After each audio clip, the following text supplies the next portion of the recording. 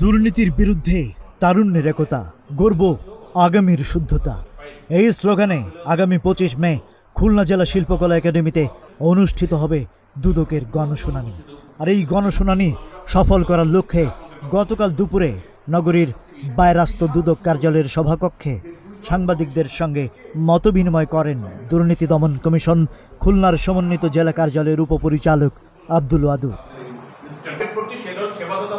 এই সময় এই দুদক কর্মকর্তা জানান, ওই দিন সকাল 9টা থেকে শুরু হওয়া গণশুনানিতে সরকারি, বেসরকারি ও স্বায়ত্তশাসিত প্রতিষ্ঠানের কর্মকর্তাদের মধ্যে হয়রানির শিকার হওয়া নাগরিকরা দুদক কমিশনারের কাছে সরাসরি অভিযোগ করতে পারবেন।